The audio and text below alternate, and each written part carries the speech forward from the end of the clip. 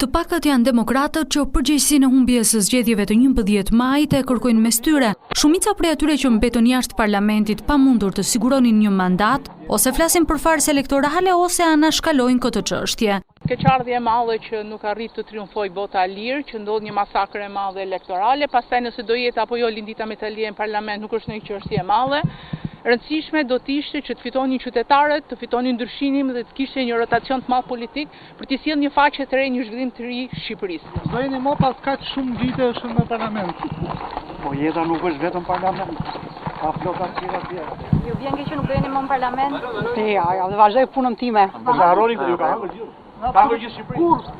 I vetmi që përgjegjësinë e lidh direkt me kryetarin Berisha është Ferdinand Xhaferi, një ndër zërat më kritik në Partinë Demokratike. Keqardhje ndjej për faktin ku ndodhet vendi sot.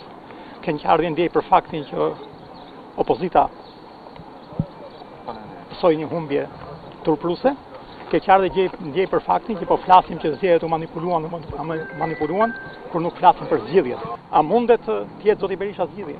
Pra a mundet të largohet sipas logjikës zotit Berisha zoti Rama që është i korruptuar dhe që ka manipuluar zgjedhjet për të zëvendësuar nga zoti Berisha që si Departamenti i Shtetit ashtu dhe Ministria e Jashtme britanike e kanë shpallur të padëshiruar për korrupsion. Të tjerë demokratë që u larguan për të krijuar familjet e tyre politike e shohin parlamentin e ri produkt të pazarit Rama Berisha. Enkeli Dalibea i thotë se largohet me kokën lart. E rëndësishme është se si del.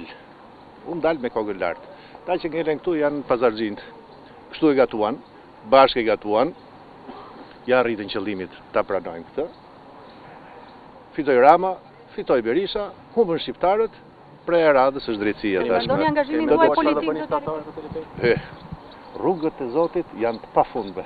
Për pazar flet edhe deputetja Merita Bakiu ndër të paktat mbështetëse që i mbetën Lulzim Bashës dhe euroatlantikëve. Po mundum që të bënim një betejë të drejtë, më vjen keq vetëm për diçka. Pakti Rama Berisha i la demokratët rrugëve. Faleminderit. Takuar Lulzim Bashën 10 ditët e fundit.